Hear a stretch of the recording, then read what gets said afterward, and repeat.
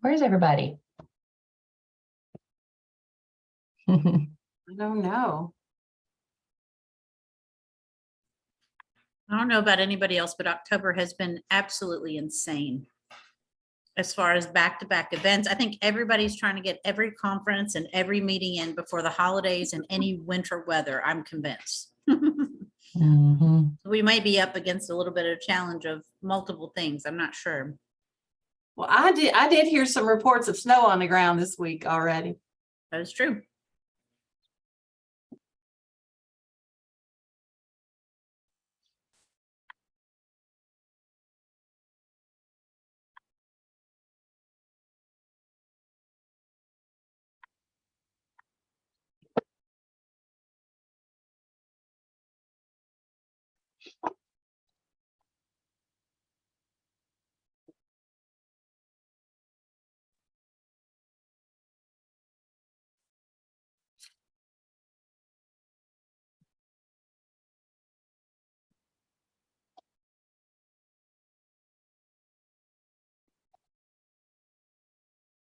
Okay, we've got it. We're getting a quorum. Hi, everyone. Phyllis, is that you with the KYSSC?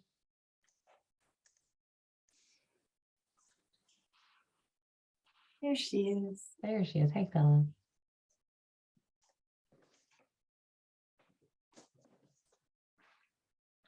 Yeah, that's a good idea, Robin.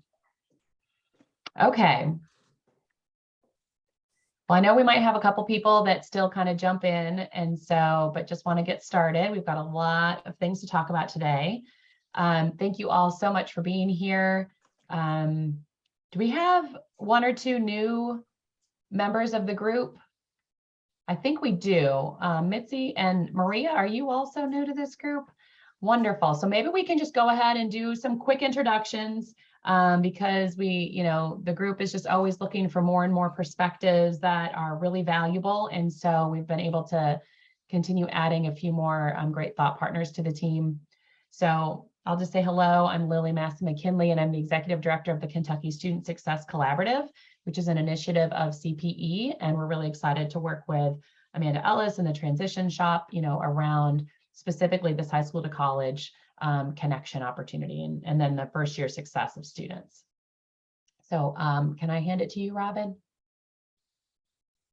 Yeah, absolutely. So I'm Robin Hebert, and I'm a senior fellow in the P12 policies and programs shop here at CPE. And I'm excited to sort of be standing in for Robert Hayes today. And I don't look like Robert Hayes, but I should put that, I'm kind of playing his role today. So I'm really glad to be here with you all.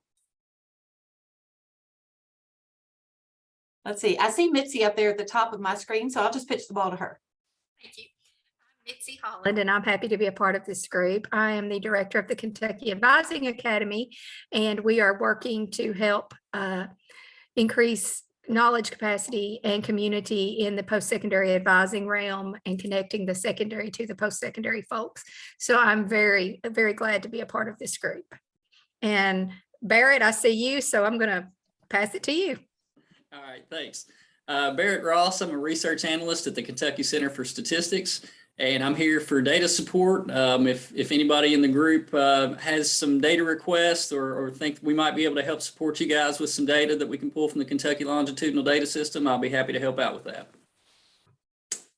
And I'll kick it over to Brett.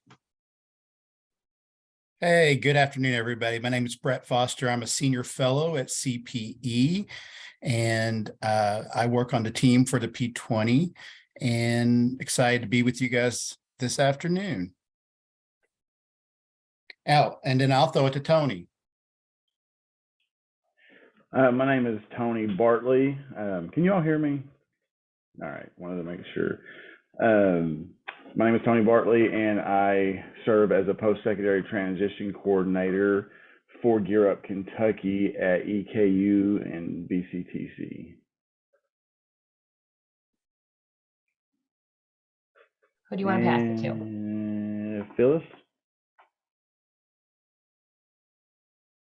Hey everybody, I'm Phyllis Clark. I serve as Associate Director on the Kentucky Student Success Collaborative. Glad to be here. Who are you gonna pass it to, Phyllis? Maria. Hi, I'm Maria Gallion. I'm the first year experience coordinator at Jefferson Community and Technical College, and I am new to this group. So thanks for the invite and for getting to get me caught up to speed. I had a couple of meetings, so that was good. And I'm excited to join the group. I will pass it to Sandra. Maria and I have worked together a lot. She's amazing. You all will love having her as part of the group. Sandra Kimberlane, Elizabethtown Community and Technical College.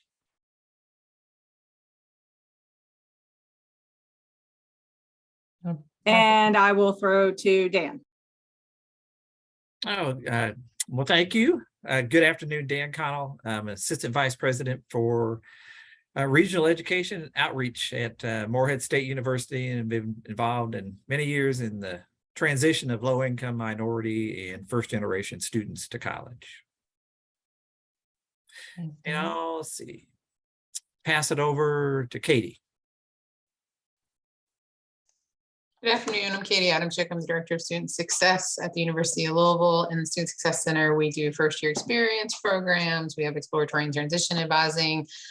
We have student success coaching, and we also do have been expanding our first generation student services as well. So, all right. Are we at just the other CPE folks? So, Brett, you want to go? I'll round us out, I think. Amanda Ellis, VP of K-12 Policies and Programs at the Council, and helped to coordinate the continuum. So glad to have you guys on and looking forward just to hear the conversation today and to learn from you to know how we can really leverage our state efforts. So Lily, back to you. Thank you. And did you get a chance to introduce yourself? Oh, okay. She didn't, and I apologize, Joette. I'm perfectly so sorry. fine to stay in the background, but I'm Joette Fields. I'm a business specialist here at CPE, working with Amanda and crew, and I just like to stay behind the scenes anyway. So welcome, everyone. Thanks, Joette. Okay, so we'll just kind of dive in, and let's see. Today. Oh yeah, okay. Get into that Mentimeter if you haven't started already. And that's pretty easy. You go to menti.com and then put this code in at the top and it'll prompt you. It's easy to do either from your computer or your phone, whichever you prefer.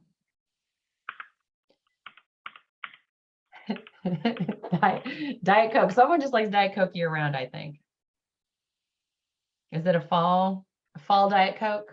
No, it's a year round. All day, every day. Okay, let me see if I can get it.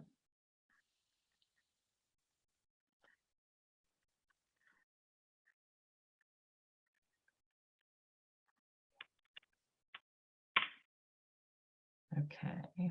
Let's see.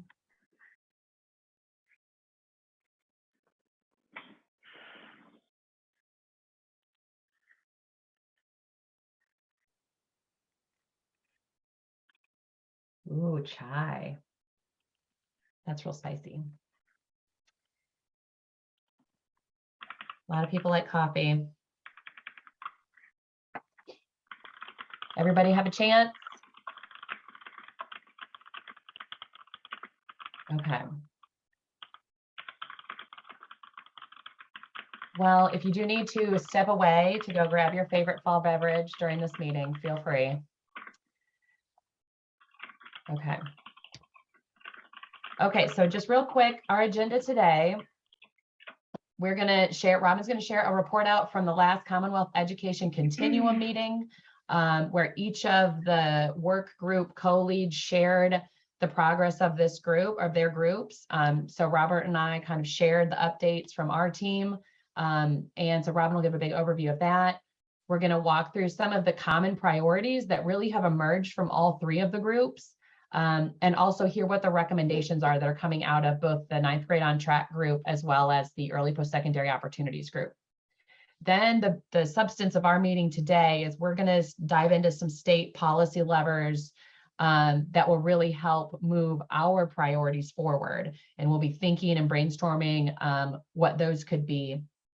And then we'll probably just do some verbal, thoughts on where's the energy in this group, or what do we think would be some of the most important priorities to do first.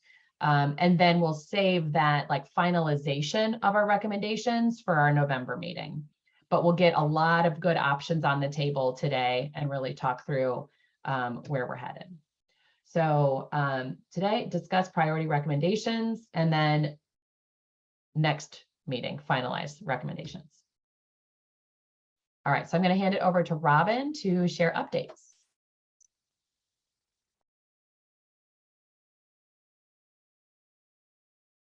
You're muted, Robin.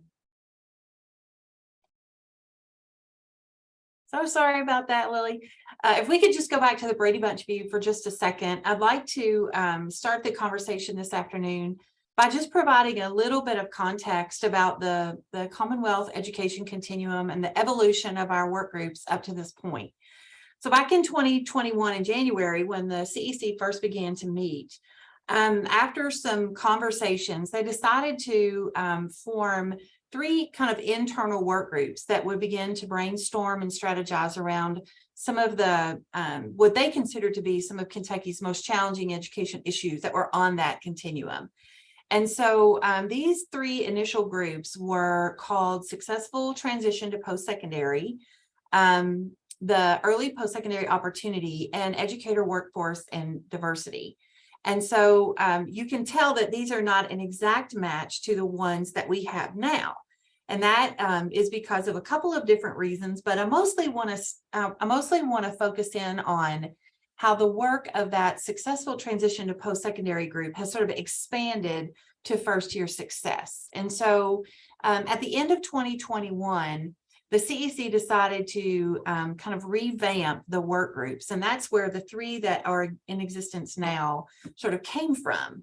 And we really noticed that we needed this intense focus on preparation, academic preparation. And so that's where the idea of the 9th grade on track group came from.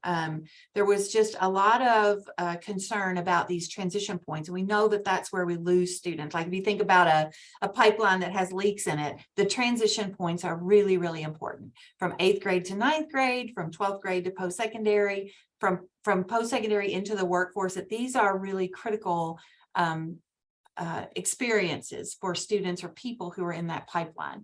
So these work groups that we now have are really designed to address some of those critical junctures where students might stumble or where they might experience difficulty. So moving into that transition to post-secondary, we've sort of blown that out and expanded this idea of students need support during that entire first year. There are a lot of things that can happen, a lot of things that they need.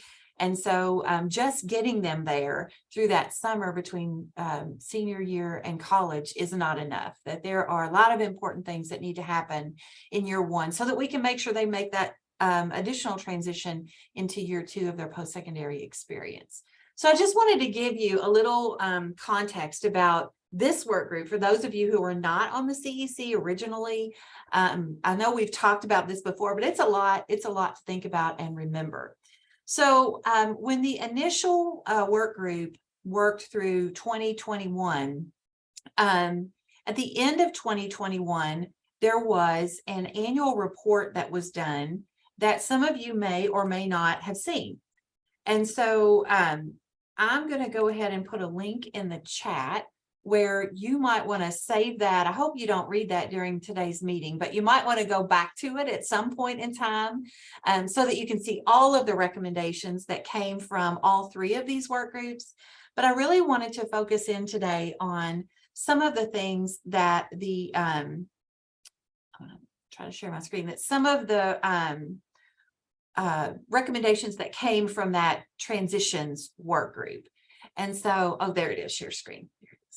Okay, so I just want to give you a chance to take a look. Can y'all see that? Okay, I got several screens going, so I want to be sure. Okay.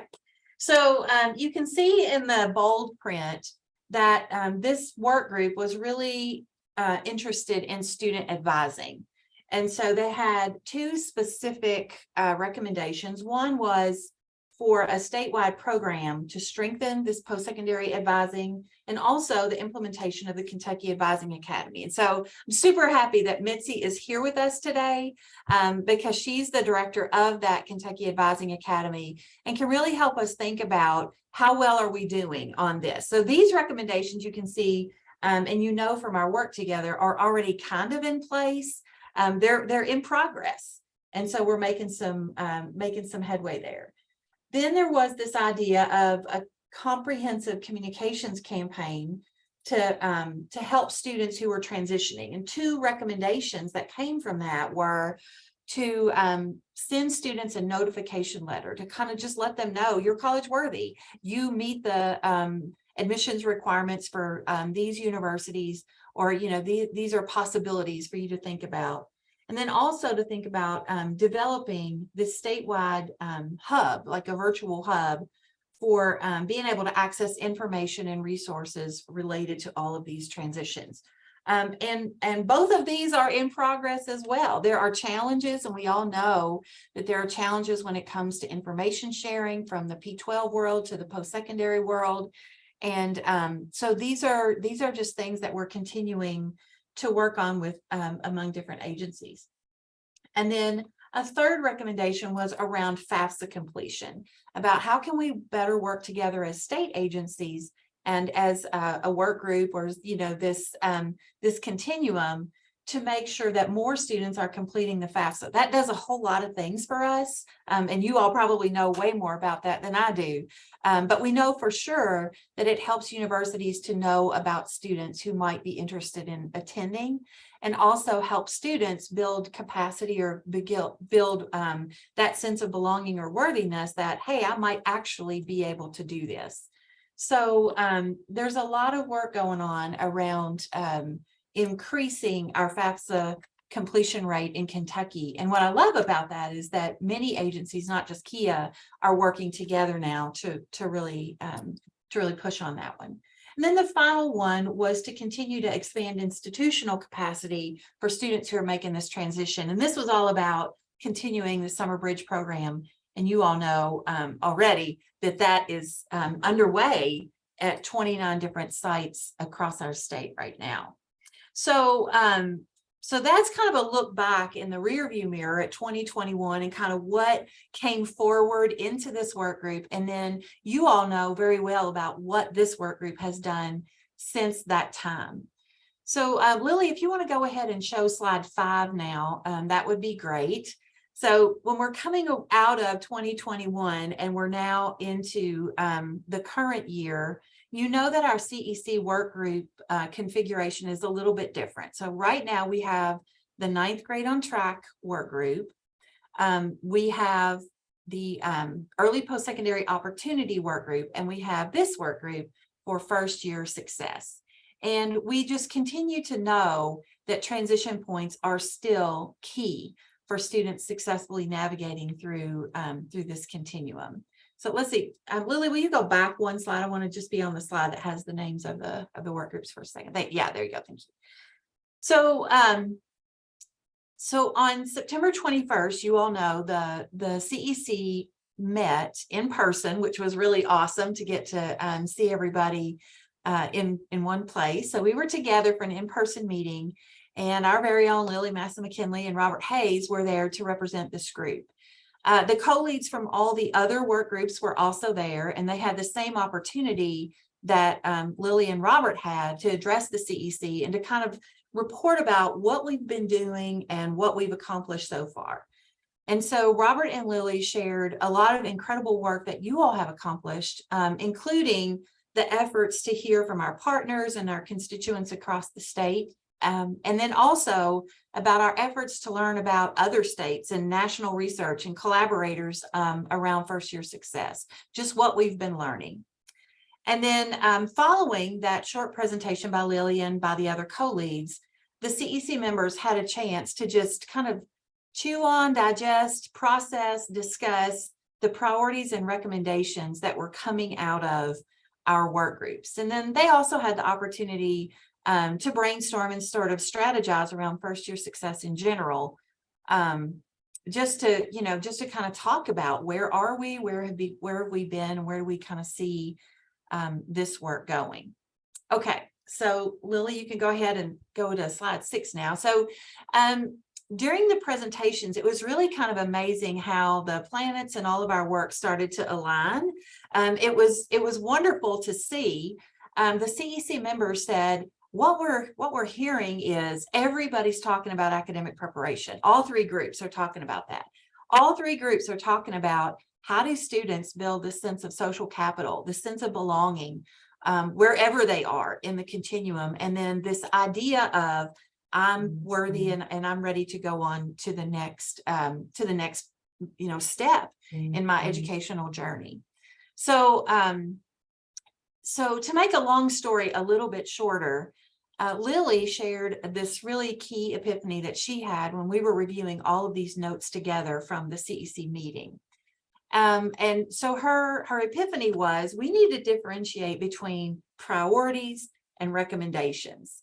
And the idea was that it seemed that the first year success group had put forward or elevated 6 priorities that you see on the left-hand side, these common priorities. So the first year success work group had said, we really need to get serious about these things. And they're actually in the order that you all had put them in. So academic preparation was like, this is the top priority for us, is to work on academic preparation. But what we hadn't done with first year success was say, here's specifically what we want to do about that, or our recommendations.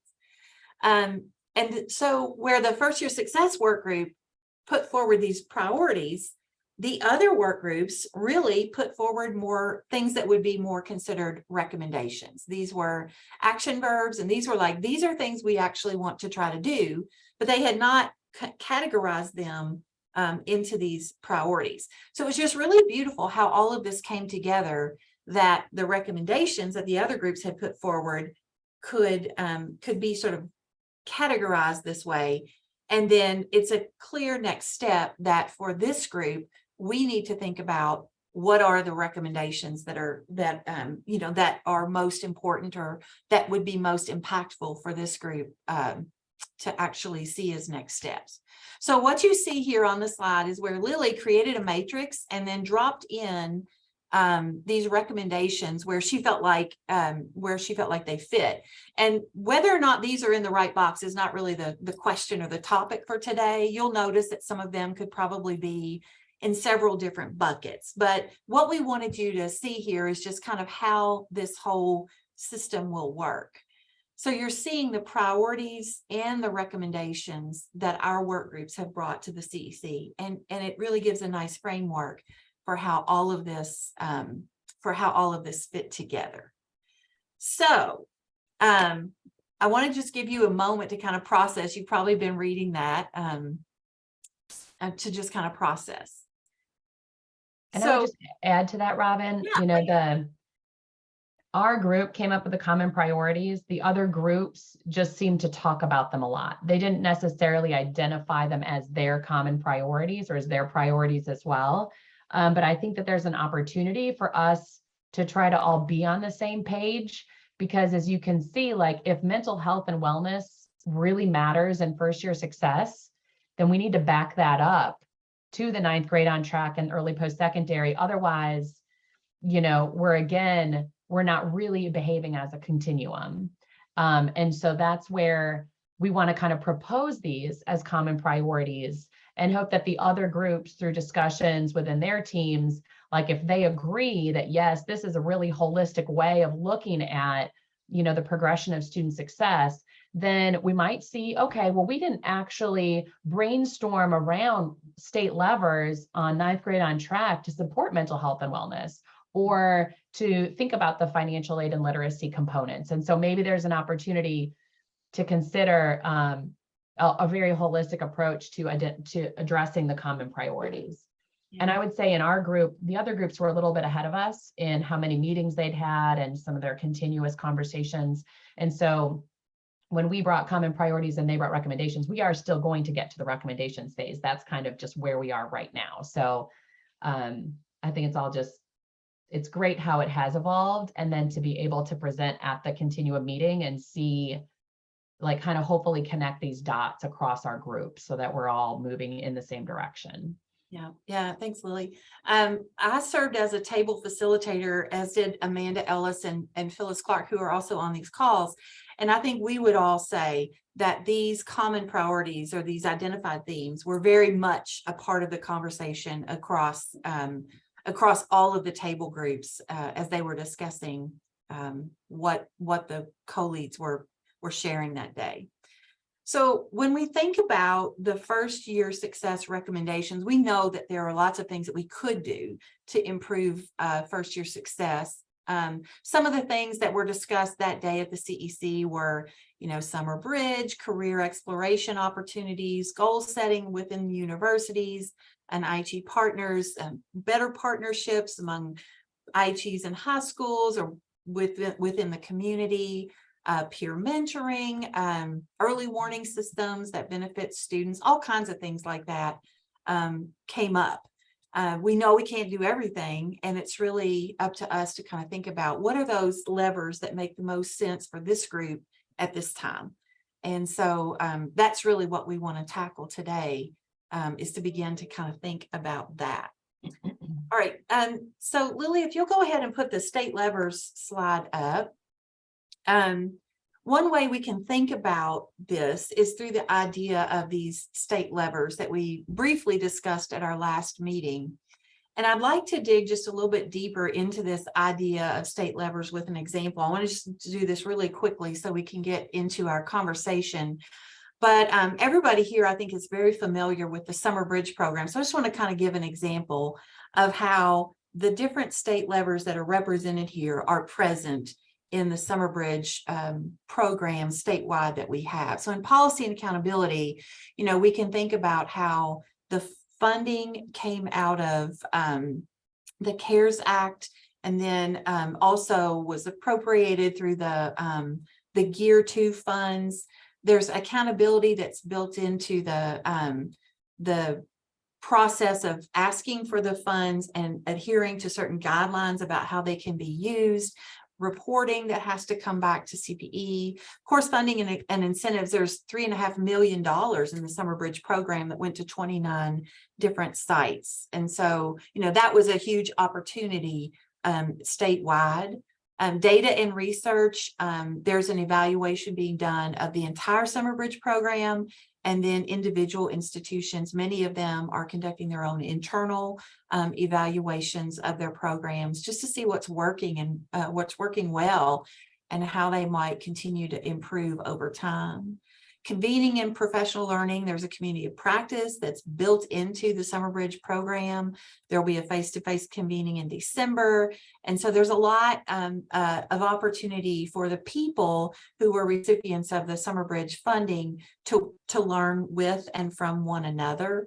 And then partnerships are also just very naturally built into the Summer Bridge program, partly among state agencies and IHEs, but also within the community, because many of the universities had community partners who have helped them and supported them with their Summer Bridge program. So this is just an example of how we can use state levers to really make an impact. Whereas sometimes local efforts, not that they aren't effective, but they might not be to scale in the same way that some of our state levers can be. So it's just a good frame for us to think about the work of our group. One way we can also think about those state levers is that maybe there's a local success story that we elevate through communication, but that's when it really can have a lot of impact, is when more and more people know about it or learn about it. And so we're just going to really be trying to think about how can we push these state levers so that we can have the most impact. So that's our challenge, really, is to decide what ideas are most worthy of our efforts and our resources at this time, and how we can use these state levers to really make the most progress. All right, so Lily, if we can go back to Brady Bunch there for a second. We're gonna spend a little bit of time, not in breakouts. I think we plan to go in breakouts, but I think because our group is relatively small today, we can all stay together. But Lily has come up with a process for us to have a conversation, kind of a brainstorming conversation about how can we move forward with what we've done so far? You know, how can we build on what we've done and get it a little more streamlined for moving forward with really serious action steps. So Lily, I'm gonna pitch it back to you so you can talk about our process. Sure thing. Okay, so I have a Miro board here, and we're just going to kind of brainstorm ideas that would be at this state level. And there are 6 of them that Robin just outlined. And so we're going to kind of have 2 waves so that we can kind of focus in, and we were going to do breakouts and then switch, but we'll just all stay together so it'll be a good conversation. And so we'll do the first 3 and then we'll do the second 3. And really, do you guys have access to this Miro board? Because I think you should be able to, I'll put this in the chat, see if that helps.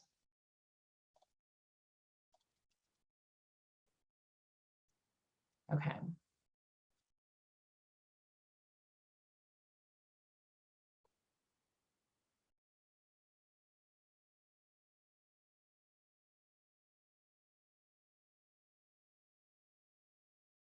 Oh, here it is. I was like, where did it go?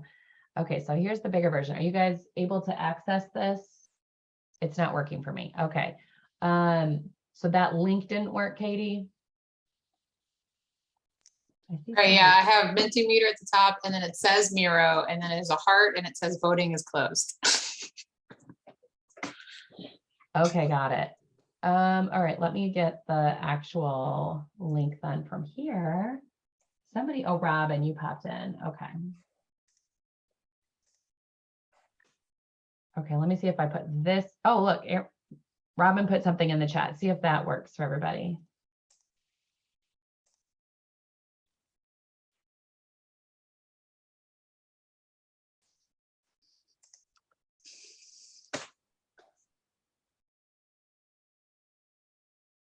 Okay, I see somebody jumped in.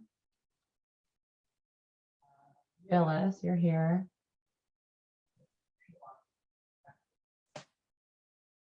Is anybody getting like a you don't have access to this note? It prompted me to log in. Okay. And Okay. on the see left, that. I have Kentucky Student Success Collaborative. So I'm like, is there a way to find that board? Okay. Anyone with the link can view. I wonder if that's, did you send the view link, Robin, or the edit link? I sent the invite to team and board. So I guess if they don't have a login, I'm not sure. Might have to create one. Because we've done this before and it worked okay. And through the Miro board link, you couldn't get in there and Looks like it might, I mean, other people are in it. That's just be me. I mean, I'm logged in. Let me look at the links I again. see Maria. Maria, how did you get in? Did you get in through your own Jefferson login? Okay, that last link you just did. I used the link and then it prompted me to set up an account. And so I did that and then it went right to it. It sent a code to my email that I put in. Yeah, I had to do the same thing. Okay. Brett, are you dragging around the Brett, what are you doing? I'm blaming you, but only because I saw. I'm trying not to. I don't know what's going on with my mouse. Okay. We try to move some things back.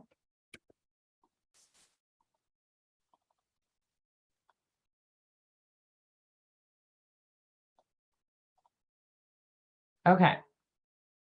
Who is still not in? Raise your little hand. Barrett, are you in? Tony, are you in?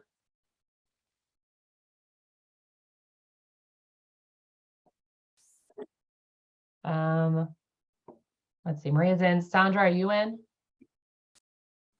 Yes. Okay, great. Dan, are you Yes, in? I am in. Okay, Tony's in. Dan, did it work for you? Okay, great. Yes. I'm in. Okay, everyone's in. Now, that's a lot of people to have in here, but this is awesome. So before, I know I've just kind of typed all the notes as you guys talked, but I want also to let you create sticky notes that you think, just sharing your ideas and then putting your own sticky note up there. So we can kind of go through and think about, we've got 6 priorities and we've got 6 levers. So that's like a lot of things to brainstorm. So why don't we just, you don't have to have a policy lever for every single issue. So just thinking about academic preparation at this state level where your policy and accountability, funding and incentives, or communications, what are some of those strategies that you think or recommendations would be most helpful in the academic prep?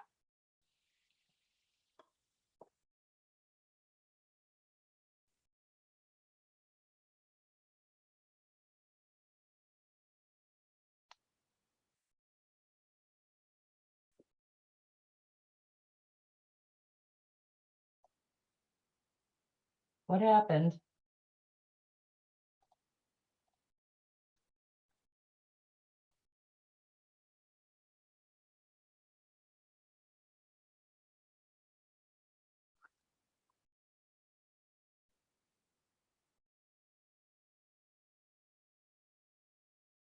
This is really tricky.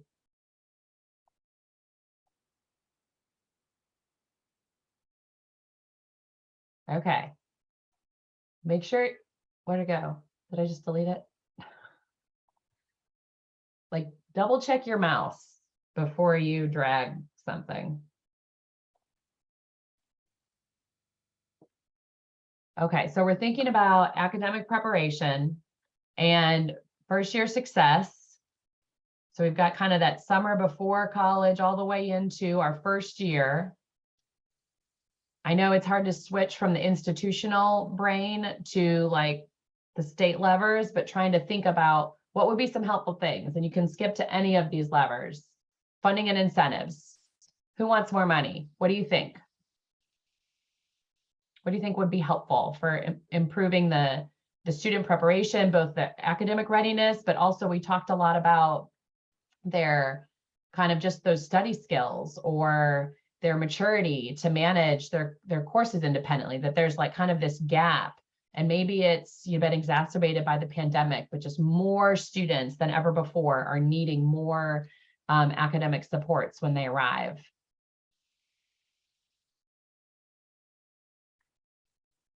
Okay, I'm seeing statewide placement due to test optional admissions. So like a common academic placement tool. Was that Katie, was that you? Yeah, and like taken at school, because we just At have, K-12 school? we're having students not complete like the last couple of years, it's increasing our issue with students not even taking the AccuPlacer for us. That's what U of L has been using. And then, across the state, people have always used different things anyways, but since students are not coming in with ACT or SAT anymore either, they're all having to take the foundational courses. And many of them probably could test out if they would just take a test. Is that kind of what you're looking for? That's excellent. Thanks. That's excellent. Yeah, so we're all doing something differently. And we've recognized that there's been a change in our state policy context or, our admissions context where we're now having to solve this problem on our own, like each campus for themselves, as opposed to trying to think, what could we do as a state? That's good.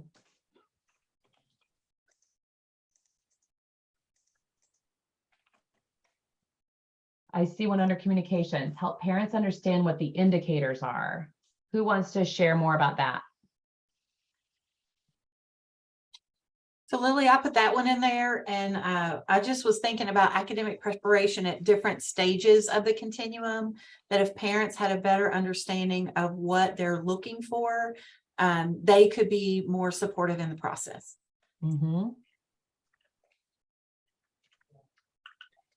And, you know, Katie, connected to your point, it sounds also like there could be some really important communications around the importance of placement testing in not having to take as many classes, you know, or saving money.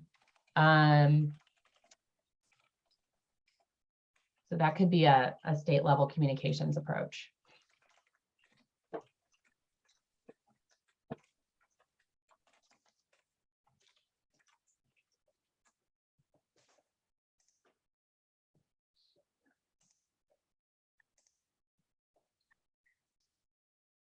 Yeah. If we just kind of keep with that theme of the importance of placement testing, are there any state levers around funding and incentives that y'all can think of? Like what would be really helpful there? I was about to type something, you know, obviously that it would be funded for all students, kind of like all students can take the ACT this year, you know, like, but all students would take the placement test.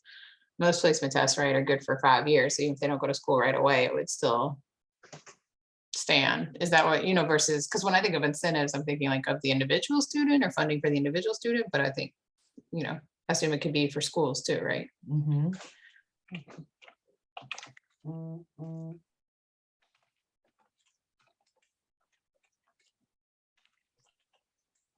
I feel like there could also be,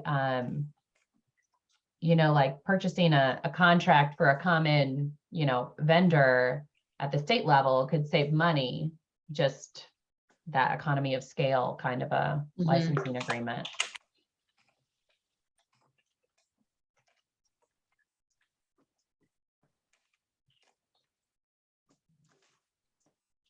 Sandra, did you write the exit survey idea? Yes. Okay, Yes. share a little bit more about that. No, I was just thinking if there was like mental health and wellness, how do you even capture that, right? Like I was just trying to figure out a way like career and exploration and advising. How do we even know where students are in this continuum, social capital and belong, you know? I'm thinking of my high schooler. He doesn't share a lot with me as a parent. So even if I know where he should be at any given moment,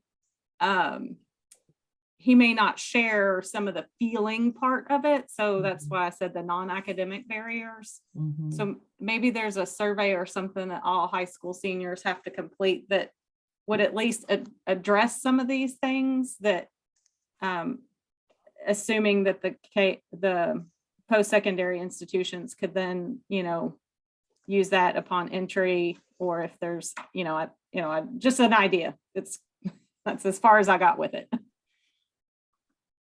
Yeah, and there's certainly that early onboarding window is another window where, you know, your universe of high school graduates is a larger universe than your enrolling high school or your college students. But through that summer bridge, through early onboarding or orientation, through first year experience courses, you could also try to get at that non-academic barriers surveying. I think that's a great idea. One thing that did happen this year, which is maybe an example of this, is all of KCTCS is administering Trellis's Student Financial Wellness Survey. And that happened, I think it happens, it's like happening right now. And then the system office, it's not student level, but at the system office or at all of the colleges will have a really good sense of their student population and how prevalent are these mental health issues, food security issues, financial stress issues, like how significant are those on our campus? So it could still help inform outreach, it could inform programs, policies, those kind of things.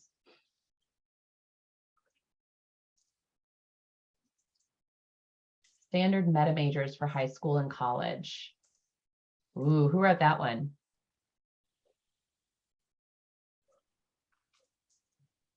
That's been a hot topic. I've been in a lot of conversations lately about KCTCS's career clusters. Was that you, Tony? Yeah, that was me.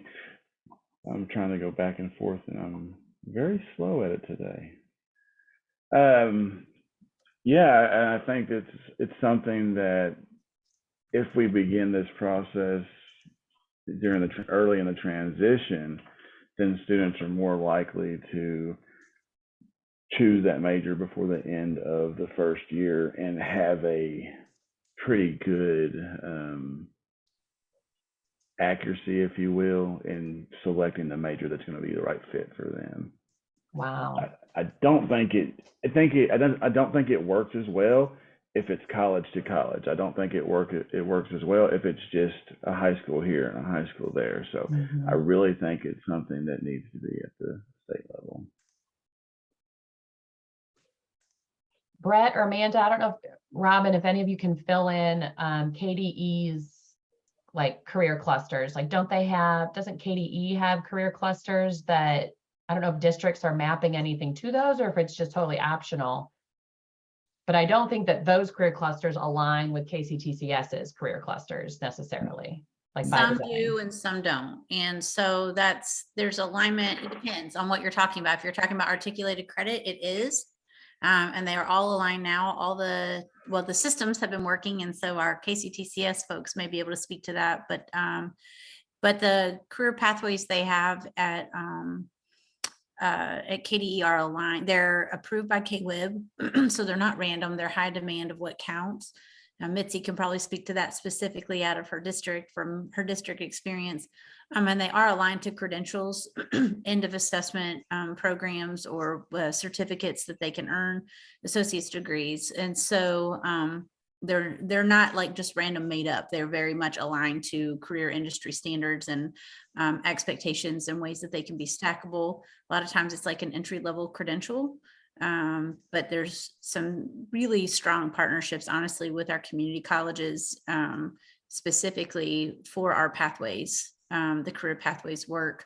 And a lot of them are also with dual credit, entry into a 4-year degree that would be required of that job. So if it's like for engineering, pre-engineering, things like that, nursing, you can get your M&A, but a lot of folks have the like a fast track basically where they can earn an associate's and then move into acquiring their baccalaureate degree earlier. I don't know if Mitzi or any of our KCTCS folks want to speak up to that, but that's kind of to that piece. And Tony, I don't know if I hit what you were talking about or not. If I went totally rogue, I apologize. Well, you are, but I think it's more than that. I think it's broader.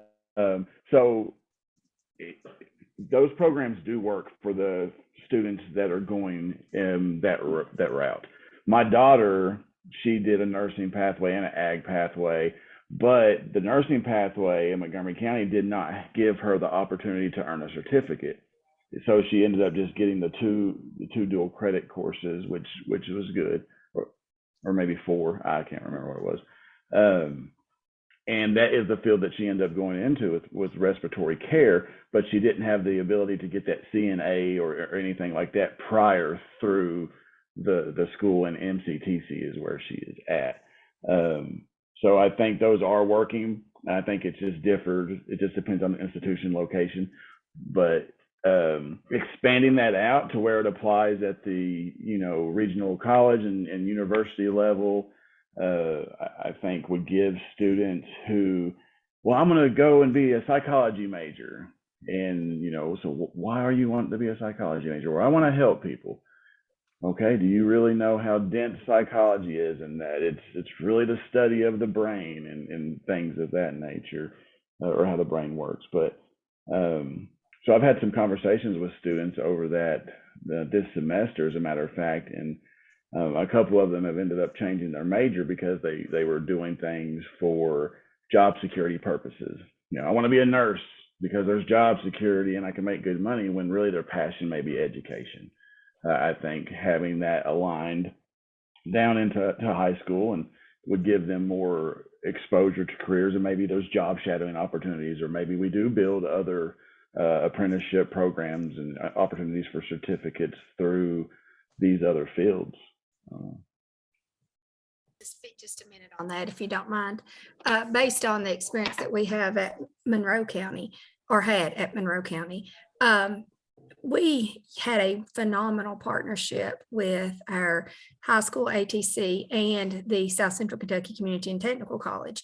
Allie Bechtold was the director of K-12 partnerships there, and she worked really closely with us to make sure that we had our pathways aligned, and we developed documents that would show our students the courses that they needed in high school and how they would transfer to South Central. And we had tons of kids getting those industry certifications and then utilizing the KIA Work Ready Scholarship money when they were in college to get those 2-year degrees for free, and then they could transfer on if they so chose. So I think that is huge. It's a critical part in getting all of our students, and it's a communication was a big part of that. I mean, honestly, we communicated it constantly, and we worked, and we had, like I said, the documents on our website, and worked really closely with South Central. And I know a lot of things are going on in other parts of the state too, but I have to give out big props to South Central for their work in that.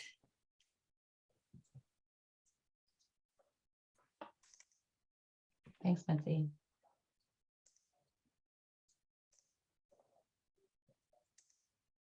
It sounds like, Tony, related to the meta majors question, that you were also like really focusing in on the career kind of advising or planning component of being in It's a really- pathway in the meta major.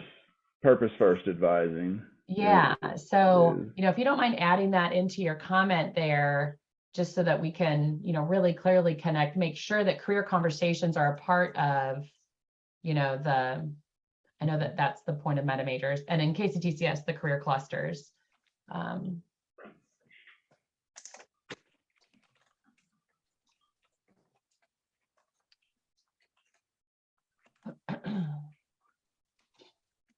Any thoughts on the financial aid and literacy priority?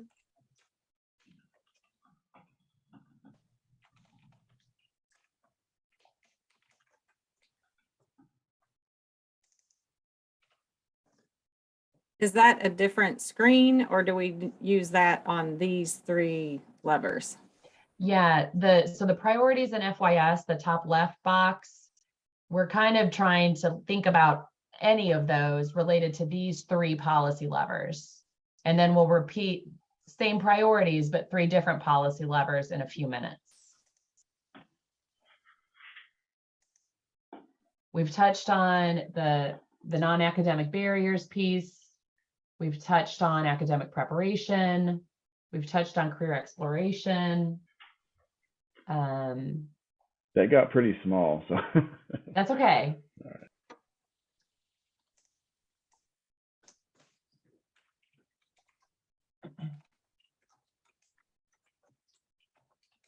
Thank you. I haven't used this a whole lot. I didn't realize you could just make it bigger.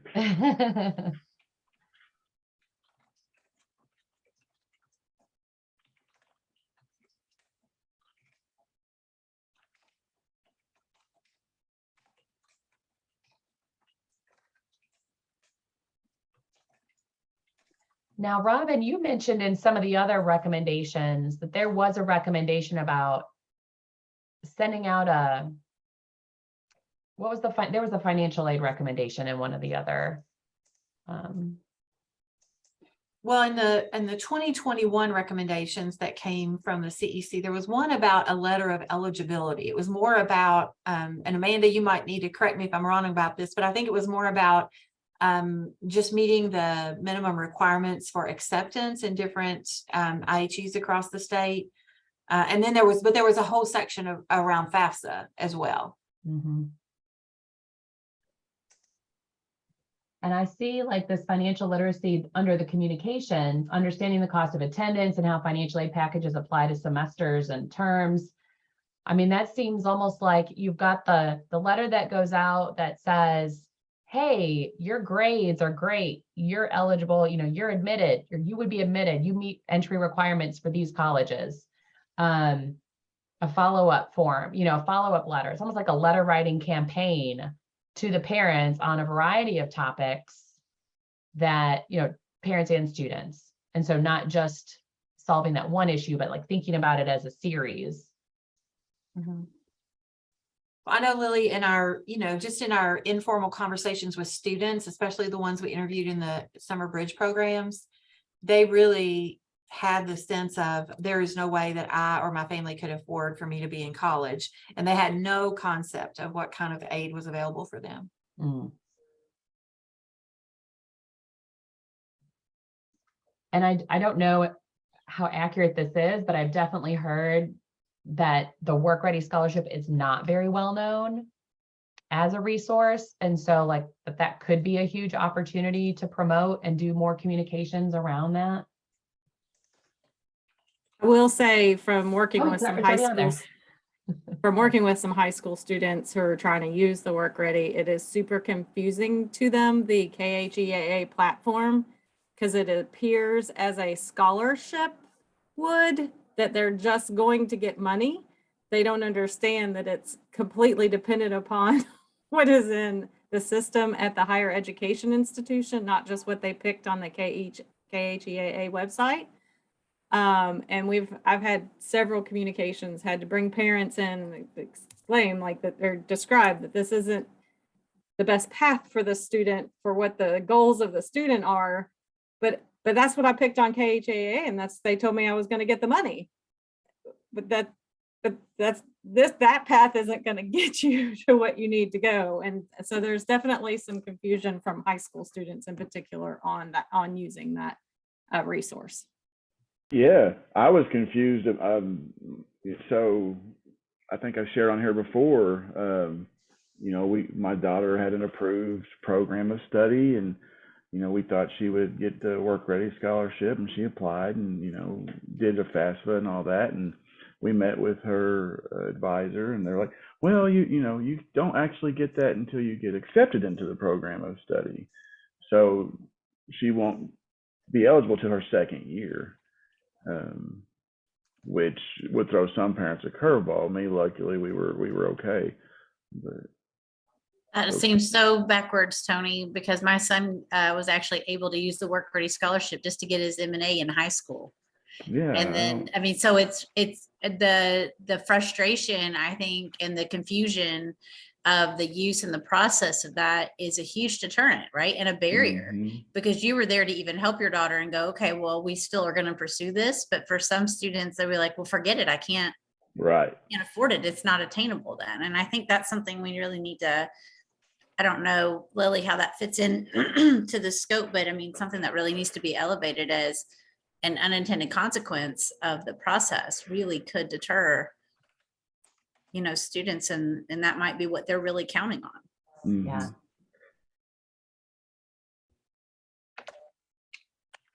I'm not sure that this is relevant to this specific topic right now, but it's relevant to the whole first year experience.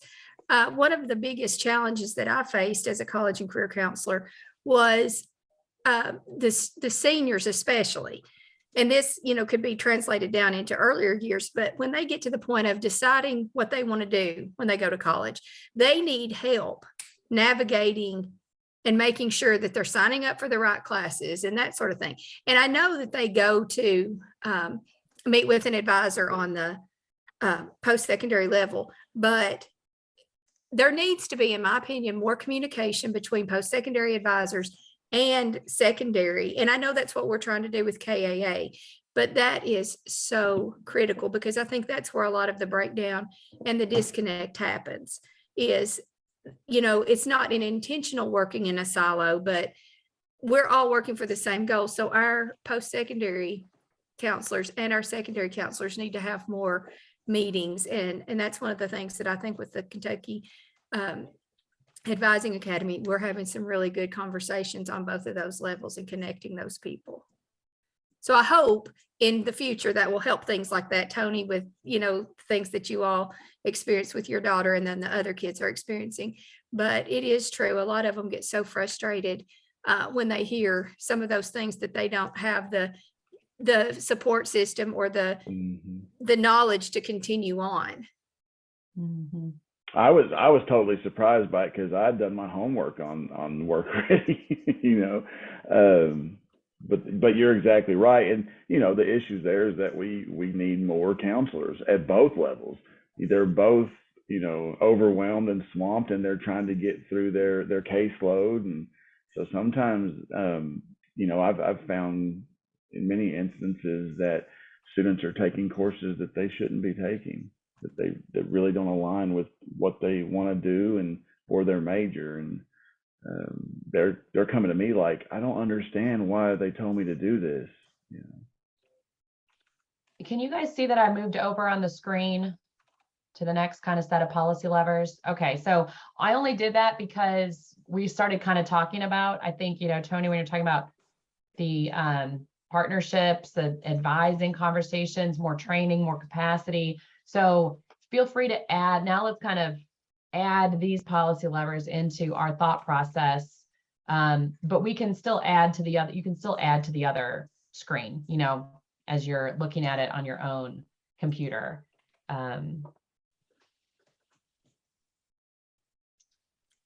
You know, Barrett, I don't know if there's some researchy stuff that KY Stats could do around the different placement tests and how accurately they help students, you know, students pass the course, or, you know, when they're in the appropriate level. I'm just not sure what data access KY Stats has that could really help us see that. Yeah, Lily. Yeah, go ahead. Yeah, I think so. And we've actually started looking a little bit at the early warning system data that KDE provided. You know, I know it's not designed to predict post-secondary success, but we wanted to see if there was any correlation there. So we started digging into that a little bit, and I think that was for one of the other committees in CEC. But yeah, that's certainly something we can do. And we're happy to dig into that. I'm sorry.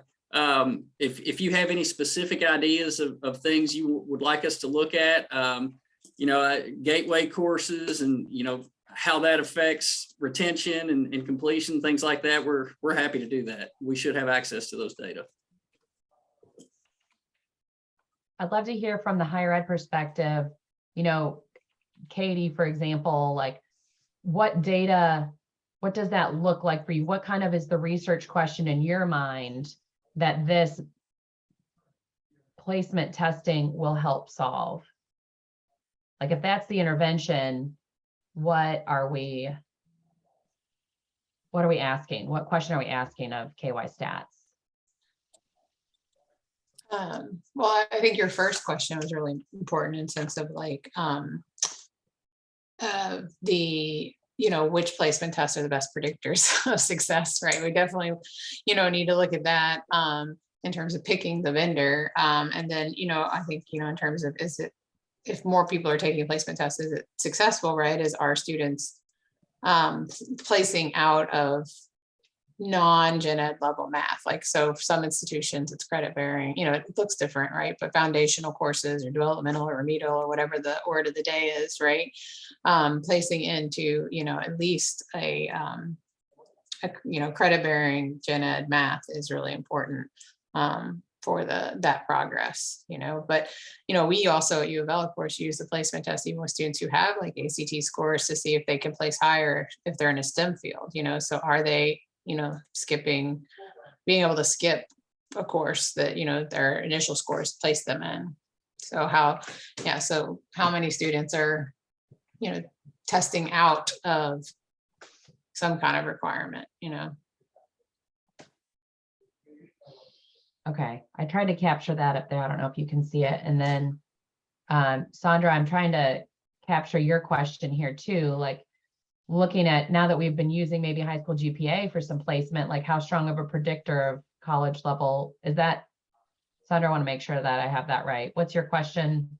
Yeah, so it was really just an addition, but I can see where it's actually a question too. But so it's really just an addition to Katie's comments. But then, yeah, that could be research for sure, is how accurate is that high school placement on success rates. And this is Maria. I would just add, I guess, something that I know we've looked at kind of locally is there's real discrepancies in high schools and how GPAs are calculated or inflated, or whatever. So I think if we're going to look at that, we would also want to look at it by school districts or, break it out across the state somehow. Rather than just an overall, because I think the national trend is that GPA is a good predictor. But sometimes I find locally, we don't necessarily follow that national trend with that. Got it. Yeah, I second that. I think doing our own state level analysis of how well our GPA predicts is really important. I'm not a fan of standardized tests by any means, but we see that at U of L, that performance is very specific to, preparedness and performance are very specific to where the high school. And, I know they try to do like transcript rigor scores, and so look at the school and they look at the courses they took and, how many AP credits or how many advanced classes are offered at that school, and, create a pretty complicated formula. But we've been talking about that with our test optional students, is like, at this point, right, we need to look at their success rates to see how our admission policies are holding up to that. So. I saw some comments in the, oh, go ahead, Dan. I would really, I guess, echo that, because I know we're starting to spend a lot of time looking at the high school GPA and finding some real mixed results. I don't know if Tony can probably answer. I know the old high school, the feedback report, and used to delve really into that by school. If it still does, I can't remember if it does. It does. But really looking at GPAs and then somehow to give that feedback back to the schools, for the schools and the colleges, either in their area, to really look at that and try to come up with a joint kind of plan of remediation, or to work at that, because we're finding high GPAs and not so high college GPAs. We try to match the two, so not being successful. Yeah, and I wonder if we look at social integration on campus as a influencer of that successful GPA score. So a lot of times, students who are great in high school, like Dan was saying, don't do so good in college. And it's many times because they go and they're trying to treat it like they did in high school, and they just go to class, go home, do their homework, maybe go to work a job, go back to their dorm and stay there, and they don't get involved on campus, and it creates a lot of issues around loneliness and homesickness, things of that nature. So I think GPA can be connected to a lot of different factors. Yeah, this is something, honestly, Tony, that I talked to Lily about. I think it was last week. I don't know, my days and weeks are running together, but what we're seeing a lot, and actually just this week on my way home, I was talking to a counselor from a university who was talking about the social difficulties of students who are new to campus, especially coming out of COVID, that they are really struggling socially to fit in and to handle the stress of the classes, which and just the maturity level, because they missed a big chunk of their high school years. Just like my husband's, he teaches AP physics all the way to freshman year, and he's dealing with behaviors that he has never dealt with in 20 years. And that behaviors that are very familiar for me, being a former middle school teacher in elementary. And just the coping with organization of your studies and time management, things that they already struggled with from the beginning. But it seems like right now, this era of kids who've had to really had their whole worlds rocked, my son being one of them, being a senior at U of L, actually, is struggling with things that he didn't struggle with before. And so I just wonder, Dan, to your point, and Tony, about the impact of that. Like, I think we're going to keep learning about some of these things as we kind of track these kids going through and how their worlds were rocked, not as an excuse by any means, but some reality changes, I think, and impact on their academics and how they approach rigorous courses and having to live as young adults. I mean, that was already already a challenge for a lot of students, but it just seems to be exasperated. And it's not just for low income or first gen or whatever. It's really kind of across the board, whether they have a lot of support at home or not. There's some real struggle with sticking with things and not feeling so overwhelmed with the little things. And so I don't know if you all have seen that too, but that's something I literally just talked to Lily about last week. And then I heard from a counselor, a good friend of mine, who called and was like, I'm really seeing an increase in males with clinical depression. She was like, more than I've ever seen before, because they just are not coping well with a class load that they were doing okay with 3 years ago. And so just, I don't know, there's lots of things. So. Yeah, but I would agree. I think the anxiety level, the ability to cope, the kind of perseverance, working through the students, the social integration skills, they're right now really lacking those. Yes, yes, Dan, I how do we get to completely that? agree. And we've Yeah, I talked hear- about advising, do we advise? We used to have, you'd have a set curriculum and advising and putting kids in, the pre-med majors, et cetera, loading them up with science, math, and maybe we really need to go back and look at first year advising and look at what kind of courses we're putting the students in because of these social integration issues, not so much their academic preparation, but they just cannot cope. And maybe that'll go away as, we get further away from COVID, but right now it seems to be a major issue. So Absolutely. how you address it, but that's. Absolutely, Dan, I agree. Yeah, I agree 100%. And that's one of the things where the partnerships between institutions of higher ed and high schools, I think it's more than academics. I don't know exactly how it would work. Having to have more staff would be crucial, but figuring out what things they need to communicate with each other on specifically, because it can't just be, everything. In a perfect world, maybe, but I've heard so many times about juniors and seniors wearing their pajamas to school and bringing teddy bears to school and stuff like that, like they're still freshmen and eighth graders. So I'm just curious, like, what's our state level, like, how are we gonna go about trying to address that? I was trying to capture Dan's thoughts with like thinking about a state kind of community of practice, which would have some maybe professional development or some training embedded in that around supporting faculty to recognize that they have a role in helping their students like become more socially integrated, or I don't know, develop in some of those lost years or what have you. I think one thing too that's happening on the secondary level, and I'm speaking from my personal experience, not necessarily statewide, of course, but ever since we had the pandemic, the expectations, okay, we went through that whole year of, we're going to make it. And then kids just got kind of complacent. And then the expectations, have not risen back to the level that they need to be on the secondary level. Not in all instances, but in some instances. And I think that until we can change that culture, and it may not be in all schools or all classrooms, but I know we experienced it a lot, that failure maybe is not an option, but you shouldn't be allowed to redo and redo and redo and redo and redo. At some point, failure is necessary to have growth. And I think that on the secondary level, a lot of times we are giving them too many chances and not setting high enough expectations and holding them accountable. And that's trickling over into the college courses. And, I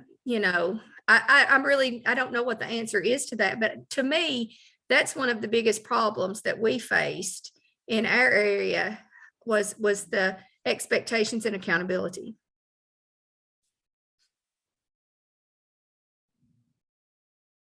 While Dan was talking, I added a note about faculty trainings too, because it's something that we're working on is communication and tips and operationalizing some of these points for faculty, like at U of L, because, you know, faculty, just like many of us, are not mental health counselors, and they're quick to tell you that, but we're, you know, faculty, we're not asking them to be mental health counselors, but, you know, they have to be student ready, you know, to serve the students that are here. They can't keep approaching classes like they did before the pandemic. And just like Mitzi was saying, like a lot of it is communicating the expectations, you know, being clear around that. And, you know, some classroom management, and part of that, again, is just setting up expectations for in my classroom, you know, this is how we are, you know, this is how our community works, and taking more time to do that. And a lot of those pedagogical things are not new. It's just that either people did them or didn't, or haven't been exposed to them. You know, so many of our faculty come from, you know, the Ivy League institutions and have a very different experience than the students that are in front of them, like at least, you know, for U of L in particular. And so, so that's always a challenge. So, you know, sort of like we want our faculty to be more student ready. So what we're trying to figure out is what do they need to be student ready? And, you know, not just told to be student ready. So trying to operationalize that a bit more through communications and trainings and just opportunities to connect with each other. Yeah, it almost seems like this entire group, as they progress through the pandemic, somehow lost their community of peers, if you will.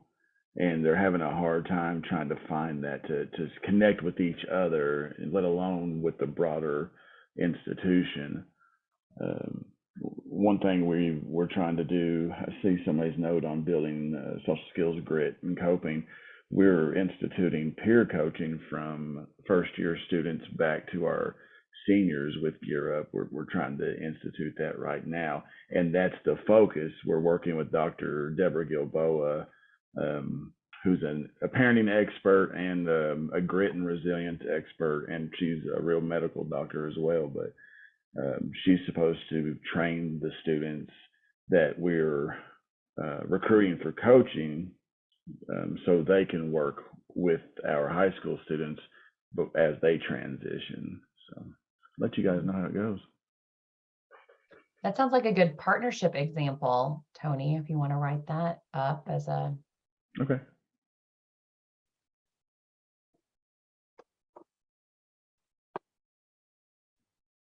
I do think the idea of expectations for students and even faculty, but it's really important to get across.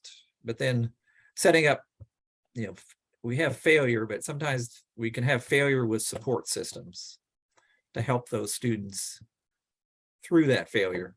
Because I think you do learn, most of us have learned by trying something and not working and failing, but we persevere and keep on going, or just think that's part of how you learn. But for these students, they don't understand that, and then don't have the support. Once they do fail, they just drop off the grid.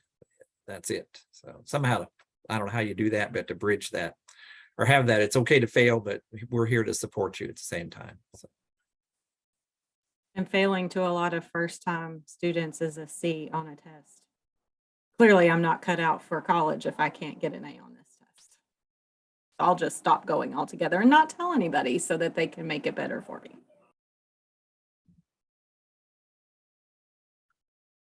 I think I saw people kind of adding back on some of the previous policy levers, so I just wanted to revisit if anybody wants to bring anything up.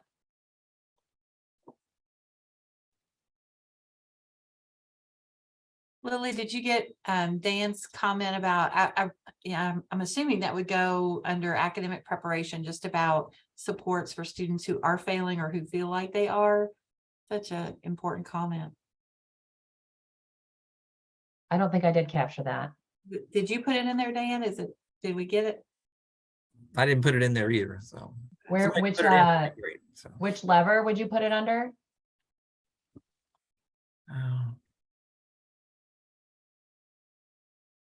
Is it a training? Is it like a skill set deficit of our staff or faculty?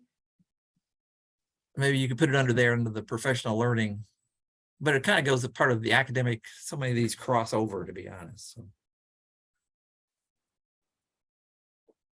Yeah, they do definitely. Okay, so let me, stop. What did I do?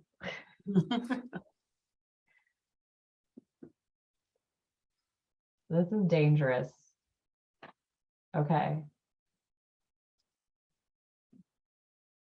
Oh, I know. I have to grab a sticky. I think I've only been. Okay, what was the supporting students who are failing, right? Supports for students who are failing, academic supports, or is it beyond that? It's beyond that. I think it's really the whole issue of grit and resilience, and students don't know how that they can fail, and they learn from failure. Once they Growth fail, mindset. they just the mind, they just drop out. They stop. They fail and they stop. They don't realize it's part of the whole learning process, which goes back to elementary school, honestly. But Yeah, I think it was Sandra who also mentioned like just the ability to advocate for self. Like, I'm just going to drop out and disappear without even, raising my hand for some help. I think I'll put that under communications. I mean, I don't know. I'm kind of into this. Wait, where did it go? This concept of the letter writing campaign.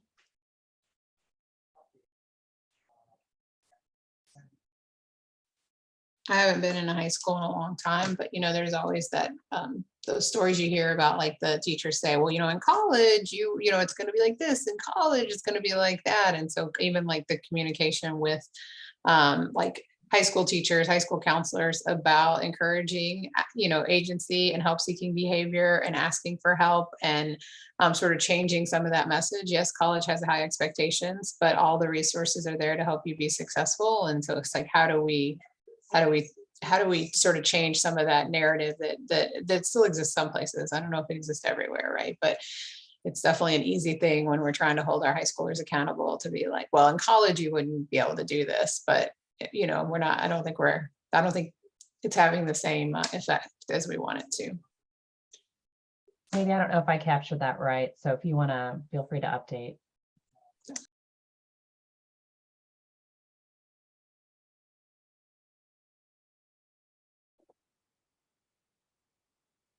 So do we feel like I feel like we've done a good job capturing academic preparation and the different policy pieces or the different state levers for that. With social capital and belonging, do we feel like we've thought about as many of the policy levers or state levers as we can? We've got increased more summer bridge programming. We've got, I think, some of the letter writing campaign is very much about, you can do this. Here's more information, social capital stuff. What other ideas would there be around the belonging stuff? I know there's like campus climate pieces to that, cohorting, the diversity of representation among our staff and faculty is like, I think, a key component of that. Mitzi?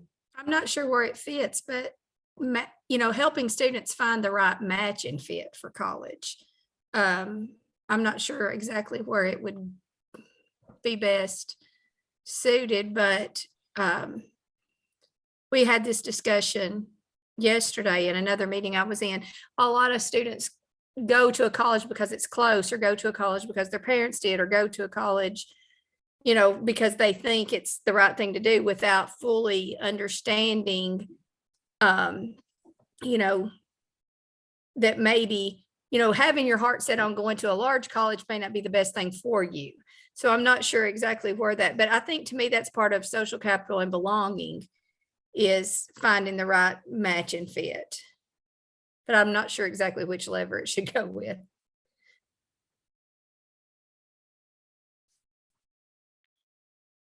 Well, it certainly sounds like a relevant topic in the KAA, and how you're trying to train up both the college end advisors and the high school advisors for colleges.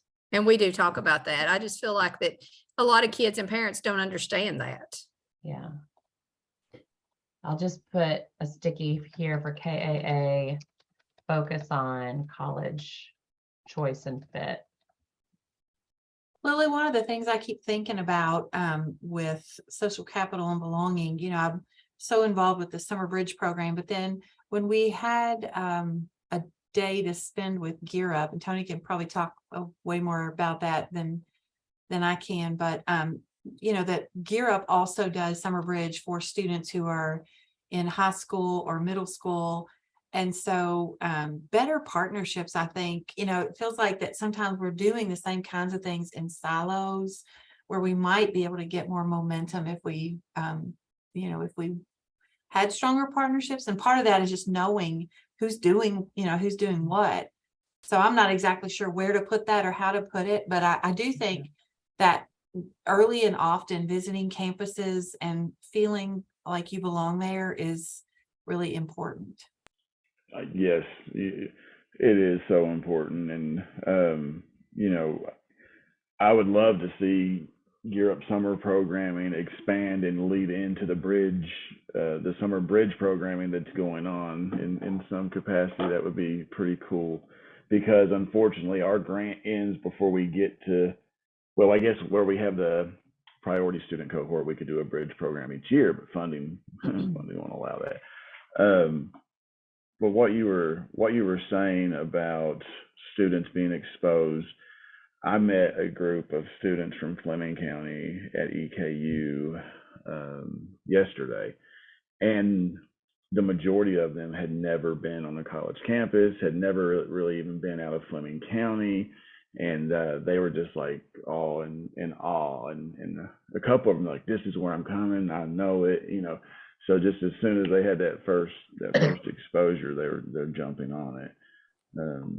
But it's just interesting to see how the advisor there, Cindy, she said this is the first time she's had a group like that. Her previous groups had been more exposed and had different opportunities, and it's because of COVID. And I went the long way to get there. And we may have to add that back to one of the funding pieces, because I do feel like if we're going to reach all students with that, then we're going to have to support those students who can't afford college visits on their own. True. And maybe it's something like all high schoolers will have visited 3 colleges close to them by the time they graduate or something like that. It doesn't have to be research ones or community college or whatever, just 3 colleges in close proximity. But I do think there would have to be funding there to make sure everybody had the same opportunity. And maybe there's even a way we could capitalize on, I think Tony was just saying it, some of the things we did with COVID, with the virtual tours and stuff like that for institutions across the state that maybe there wouldn't be funding for, so that everybody could see those institutions, at least somehow. Right. With the Gear Up grant, we tried to get every one of our students on a campus in middle school and in high school. But we know it needs to be more than that. And if you're not doing match and fit or having advising sessions to discuss that with your students, sometimes you're taking students who really probably ought not be going to UK or to U of L because they haven't had a true match and fit. And that comes down to funding as well, because if we're taking entire class to a campus, how much are we getting a return on our investment? Where if we're taking 30 students who are seriously considering it and have the background to be successful.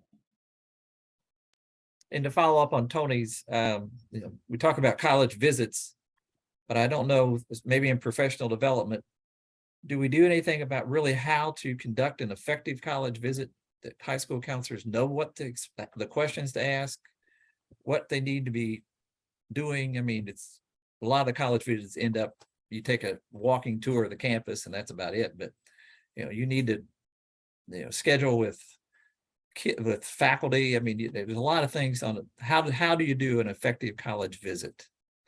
It's just not calling up the admissions or enrollment office and saying, I'm bringing a group of kids. It's a lot more to it than that. That's a big partnership between the colleges and the high schools. And I don't know where that goes, where you put that, but that's something. And on financial aid, we haven't talked much about that, but the FAFSA, and I mean, that's great that we're requiring, everybody's got to do the FAFSA, but this whole issue of professional judgment that colleges have to make, how do you approach professional judgment? How do you help students navigate that? Because we're seeing lots of kids are living with, they're homeless basically, but how do you navigate? Their parents aren't going to support them. They don't know where their parents are at. Their parents are in jail or in rehab someplace. And just this whole issue of professional judgment and working with the schools to do that. I know it's a monumental task for kids to have to try to do that by themselves. And I know with Gear Up and with Trio, you've got a support system that helps you write those things, but just, I don't know where that goes, how that fits in all this, but I think it's important, at least we talk about professional judgment, because there's lots of kids that are basically homeless, or just family situations that are dysfunctional, and it's hard. They get discouraged by the whole process. So. Yeah.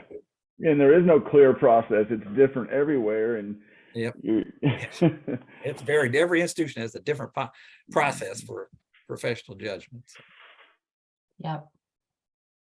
So where that goes in all this, I don't know, but it's an important thing. I think it's discouraging kids from enrolling, or a barrier for them to enroll unless they've got a Gear Up or a Trio or somebody who's helping them. Absolutely. And that would be the financial aid directors, right? That would be kind of that community of practice. They're the ones making the decisions on professional judgment, or yeah. They have a lot of restrictions too, but I think all of us working together, we might be able to help with that process. Yes. Students. And and one thing that I think is a value add of the collaborative is trying to look at maybe how other states have approached that topic as well, and bringing in well-known institutions that are doing it and they are not wearing orange jumpsuits, is kind of a good way to show, like, I know we are very fear-based when it comes to some of this financial aid stuff, but we can, trying to support the student, I think, is ultimately the goal. I had a financial aid director always say, I'm not running around in an orange jumpsuit. I'm not doing that. And I'm like, we're talking about something so important. But anyway, orange jumpsuits. This is awesome. Okay, anything else that we maybe haven't addressed, even if we just aren't sure what to do about it, but just want to note that we might have a gap somewhere? Do we feel like we've touched on the mental health and wellness, the non-academic pieces enough?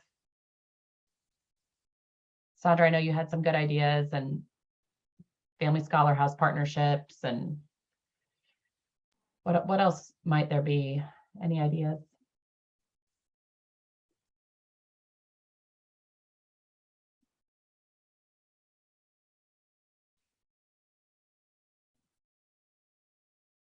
I know partnerships with the local comp care centers. There's a lot of that some of that going on, but more of that of working with them and trying to address some of these issues. They do a lot of that in the high schools. They do some of it on college campuses, I know, but just that's a partnership of pulling in people that are kind of not part of the education system, but looking at those kinds of partnerships. Is it like for mental health services, or Mental what are health the comp service. care centers? Yeah, mental health. Yeah, care service, most of the, or mental health. What is it? Comp I don't care, know what, yeah. it used to be 7 counties in Jefferson County. Yeah. I know Bath County used to have one. Bath County High School had a practitioner from their comp care within the school at one time. Yeah. And there's some universities are doing that too.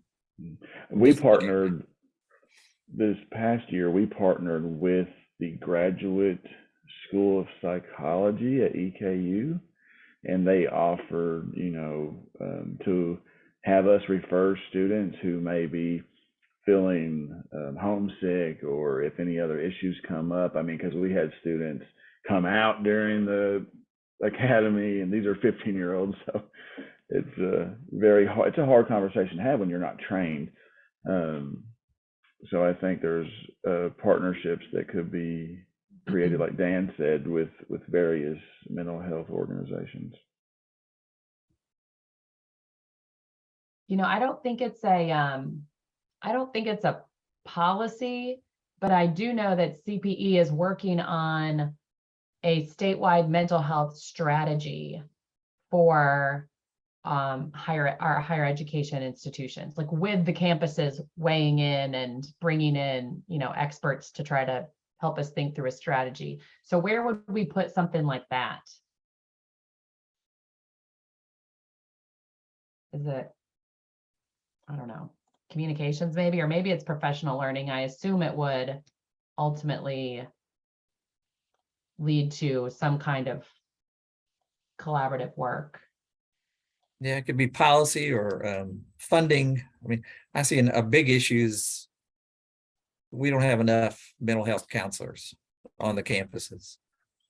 And we've got to either figure out a way to get funding or to partner with other groups to do it. I mean, in our case, I'll just say in Morehead State's case, we definitely, our counseling center filled up the first week of class. There's no appointments. You couldn't do anything, We had to go get outside help to do some of this. So. Yeah.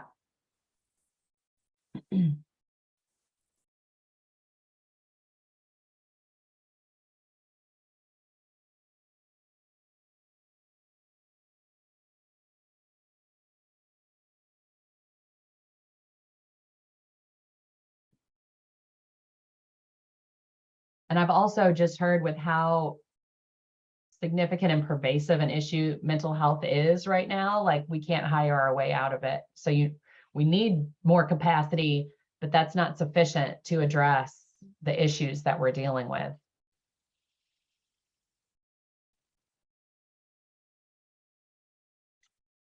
Let's see.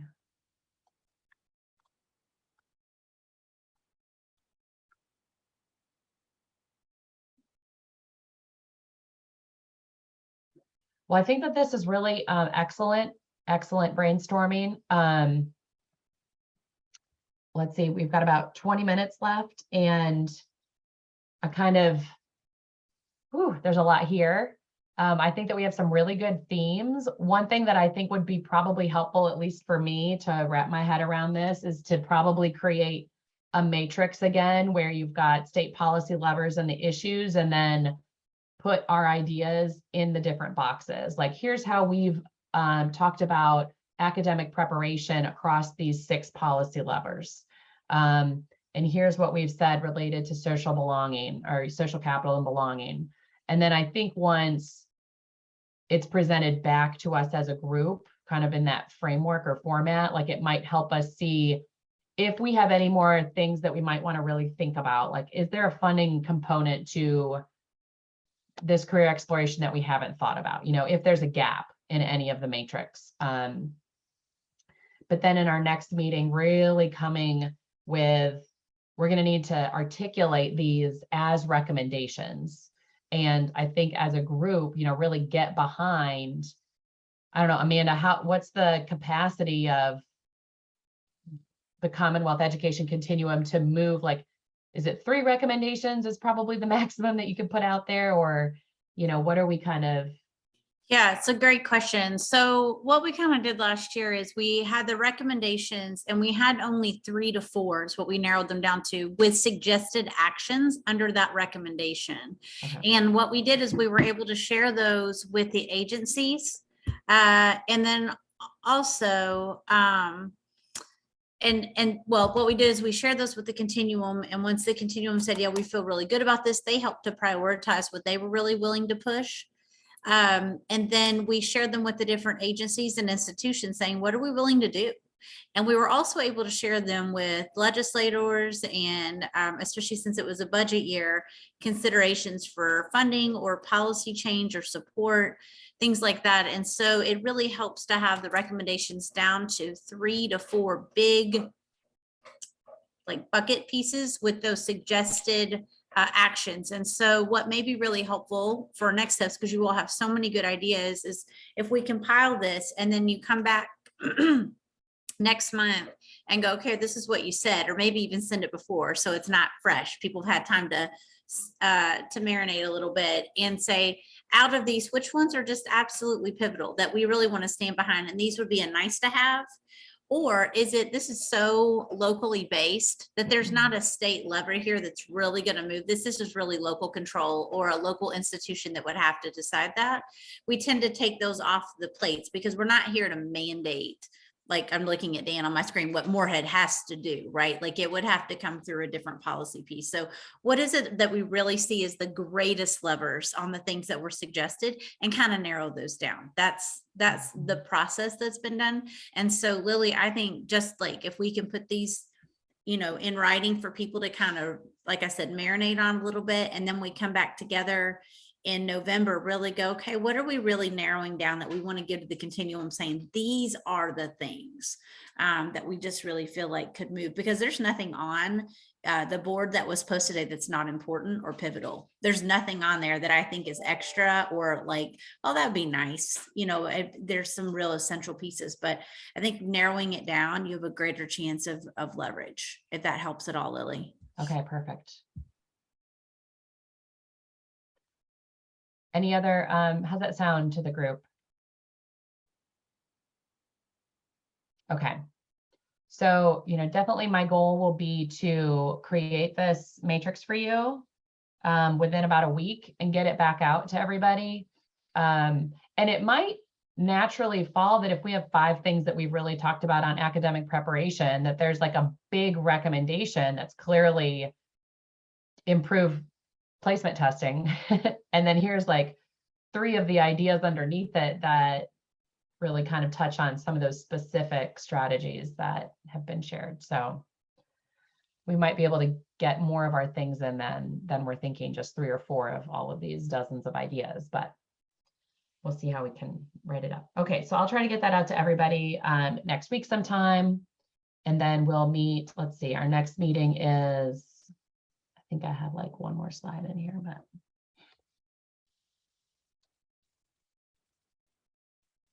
November 17th. Okay, so November 17th is our next meeting, and we will hopefully be able to identify our top 3 to 4 recommendations with action steps underneath them in that next meeting. Okay. Great job, everyone. A little bit of time back to you. Have a great day. Thanks, Thanks, Lily. guys. Bye. Thank Bye, you. everybody. Thank you. See ya.